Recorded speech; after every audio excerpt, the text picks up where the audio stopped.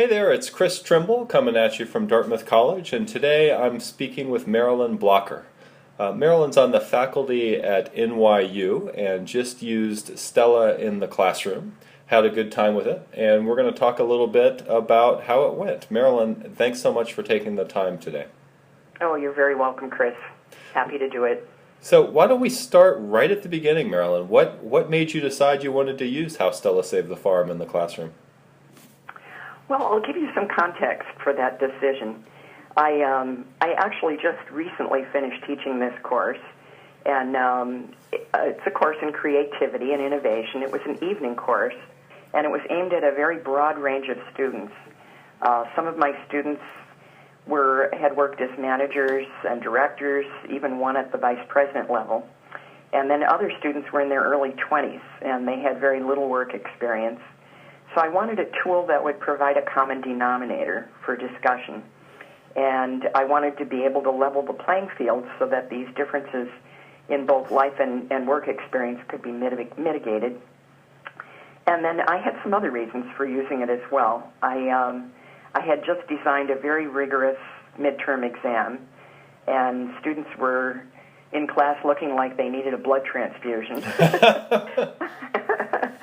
And so I thought it would be kind of fun to do an exercise that was a lot different from the midterm exam.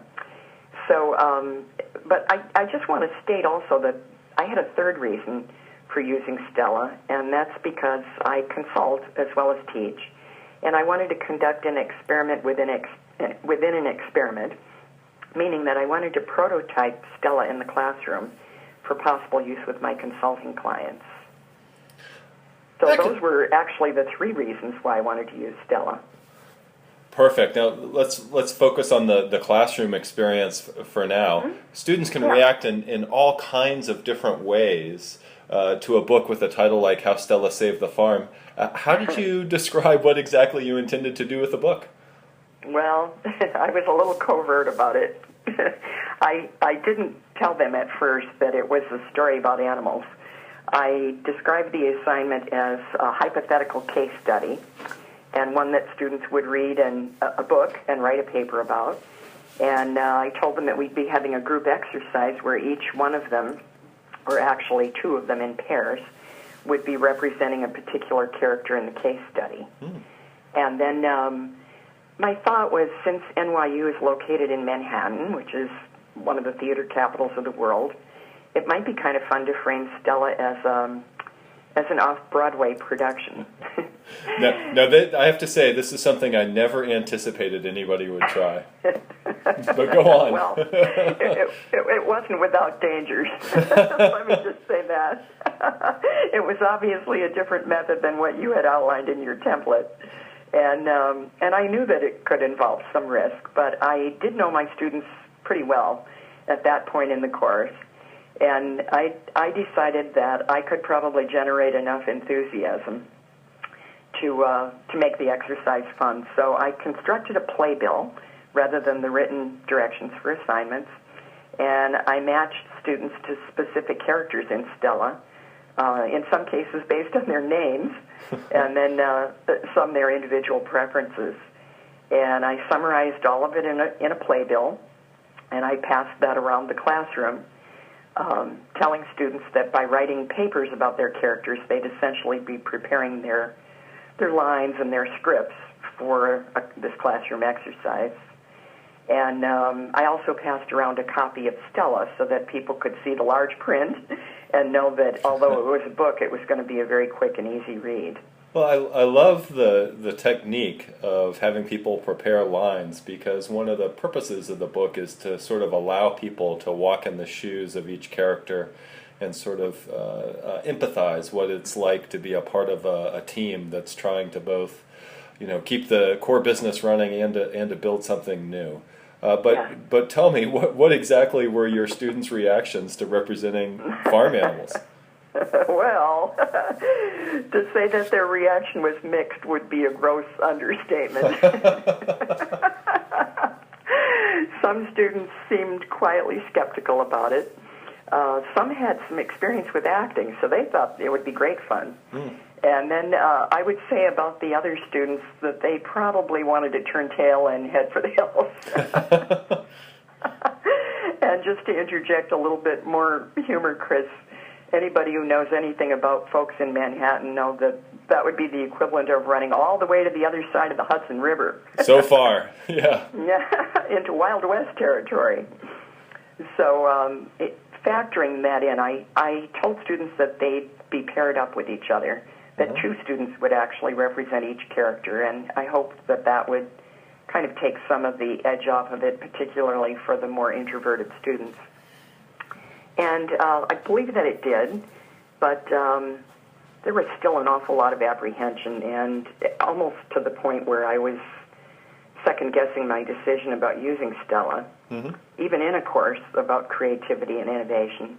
And then I thought back to one of the main characters that you had in Stella, the CEO of the farm, and I remembered that she hadn't let any kind of resistance discourage her from taking the necessary risks. So I knew it was important to model those behaviors, and particularly because fear and apprehension, as you know, tend to go hand in hand with innovation. Sure. So, well, thank you for taking the risk, Marilyn. Pardon me? I said thank you for taking the risk. You're welcome. It was well worth it. It's, I think, mainly what happened there is that unlike the CEO in Stella, I was an experienced consultant with a lot of experience in change management and culture transformation, and still am. Yeah. And I also lived it as a senior leader in organizations that I worked for in a whole variety of industries. And all that translated to knowing what to expect and also how to prepare for resistance. And I knew that I needed to create a guiding team or a coalition in John Cotter's terminology. And so I emailed some students ahead of time and I asked if they'd be willing to bring some props and maybe even wear some costumes. And then I held my breath, and they all agreed, and not even reluctantly. So I guess that they were getting used to the idea by that point, and maybe even starting to like it. And so after that, I bought some props, and I brought them to class the week before. We were going to do the Stella production, and I still got this kind of wide-eyed look of apprehension. And I decided that I'd play one of the characters. It's still another way of getting buy-in. So I encouraged everyone to be their most creative and innovative selves, and I gave them full permission to choose their own props and costumes, and really just have some fun with it. So for people listening to this film who haven't read the book, there was a character named Bull, and one of my students said he would practice snorting and pawing the ground. A brave student. And then another who played an eccentric but brilliant rooster in Stella said that he'd be willing to flap his wings when he got nervous, like the rooster did, because he did that in real life anyway. So that just kind of broke a lot of the tension. There was a lot of laughter. I think people could see that it was all in good fun, and they started to calm down a bit. But there was still a noticeable dichotomy. Some students were more enthused than ever, and in all honesty, Chris, some of them seemed to be more turned off than they were even initially. So I would say that if educators decide to use this technique, they should expect some negative reactions and not be discouraged by them. Yeah, I mean, I love the way you're being playful with it and having fun with it. But let's get to the bottom line here. Did the book end up being an effective learning experience for everybody? Absolutely, absolutely. Both the book and the resulting discussion were great ways to teach students about the need to manage day-to-day business while attempting innovation. And the Stella exercise actually was so successful, I decided to construct an after-event analysis that linked other things that we had learned in the course. I thought it was a terrific way of underscoring the need for effective idea generation and, what the characters might have done more of in real life as opposed to, working with a small quantity of ideas. And then it lent itself very, very well to some work that we had done in, I think, 2 classes prior to that about the new product development process and all the ongoing checkpoints that should be in place so that, risk is managed effectively and financial investment is done at each step of the process. And so Stella was kind of a contrast to that. And we talked about, again, what the characters did well, but what they could have done better had they read the book. Well, that's right. So it also provided a great way, I thought, of reinforcing other innovation enablers like strong leadership and teamwork. So it linked very nicely with other aspects of the course, and I definitely would use it again. I love the image I now have in my head of the characters on the farm reading the book. Certainly they would have learned a lot. As you know, the book is just one chapter of another after another of instructive mistakes and lessons learned. Yes. Well, listen, Marilyn, do you have any thoughts or suggestions for others who might use Stella in the classroom? Well, I do. I think, first of all, it's easily scalable, and it's capable of being adapted to the needs of widely different audiences, as it was illustrated with my course with these age differences and differences in professional experience. Mm-hmm. So I really like the common denominator aspect of it. And then because I had some really lively and highly engaged students, I could fully maximize it into what I felt was a very comprehensive learning experience. So I would say that a lot of it depends upon the rapport that an instructor would have with the classroom and the nature of the students that make up the class. Mm-hmm. But it and it wouldn't have to be of the extreme of having characters act out. I mean, having students act out the characters. But I think this exercise, because at the point where I involved myself in it, it actually kind of shifted things considerably, and I was able to facilitate using a devil's advocate method that even more challenged participants, and it wound up generating a great deal of emotion. So I would say to other educators, be aware of that, mm-hmm. but also know that you can channel it into something very meaningful afterward. I mean, we had a lot of laughs. I had students say they never laughed so hard in the class, and definitely I hadn't. And at one point I was a little afraid of whether or not I'd be able to rechannel it into something meaningful, but of course students want that too. So the discussion afterward I thought was really, really powerful. So I think, in terms of suggestions for others, I think getting that critical mass of students at the beginning excited and enthused about it and supportive, and then that tends to sway some of the people in the middle of the bell-shaped curve. And then it's also important, I think, for educators to stress that that a serious discussion is going to follow.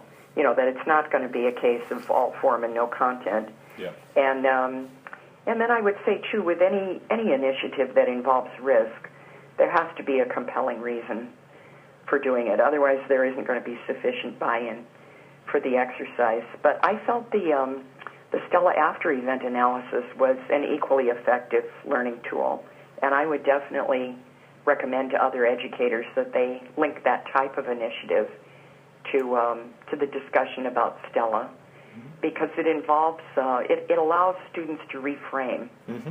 And to your point earlier of how humorous it would be for the Stella characters to see themselves, I think it was very important to end the whole dynamic successfully by, showing how people made a lot of mistakes in the process as part of a trial and error learning experience. It's also good to allow them to say, well, if I knew then what I know now, I wouldn't have made as many unilateral decisions, or I would have involved the team more, or, we would have spent a lot more time doing due diligence rather than jumping in on the first radical innovation idea that we could come up with. Right. Yeah, so I think further developing it, and then, that's really kind of up to the individual facilitator how best to do that. Yeah, I appreciate it, Marilyn. You've really pushed the envelope on getting people engaged and acting out the characters. I've talked to others who play it very straight, who simply ask the students to discuss in small groups what the experience was like for each of the characters and what pressures they were under and what contributions they made to the farm's ultimate success. So there's certainly a range of approaches you can take. I love it that you had so much fun and had so many laughs. I got one last question for you, if you don't mind. Sure. Now that you've done this in the classroom, do you think you'll really do it with your consulting clients? Oh, I will, and without any hesitation at all, Chris. In fact, I've been recommending Stella to other people, in particular hybrids like myself, who are neither pure academics nor pure consultants, and then also to practitioners working in-house, because of the nature of it, as I mentioned before, being so easily scalable and adaptable to the audience. And so this would be easily replicable in most business environments. I think I'm going to be using it with executive coaching clients. I think it's a great way to teach my senior level people how to align with other senior leaders, most definitely in the areas of planning and strategy development. But I also see it as a great tool for middle managers for raising awareness about the inherent conflict between the need to manage day-to-day business and still innovating in teams. And then I guess as a final note, I think corporate trainers would love Stella, especially those who are on the lookout always for action learning and peer coaching tools and approaches. Well, since you mentioned that, Marilyn, I can hardly not mention that we do in fact have workshops and training materials for exactly those settings. Lots of information about that on the website. Yeah, and I love your website. I think that was really what fired me up to do it, and I said, wow, this is perfect after a take-home exam that took 8 to 10 hours. And so, as I said, most people perked up. As in any scenario, there are going to be a few people that are dragging their feet a bit, but I can honestly say at the end of the exercise there weren't any of those. Everybody fully engaged, had a great time, learned a lot. And if I were in a leadership role again, I'd definitely be having my employees read Stella, and I'd be facilitating discussion in the same way that I did in the classroom. I think it's just a terrific learning tool, and it gets across the points very efficiently. Marilyn, thank you very much for your time. It's been a wonderful conversation. Oh, thank you.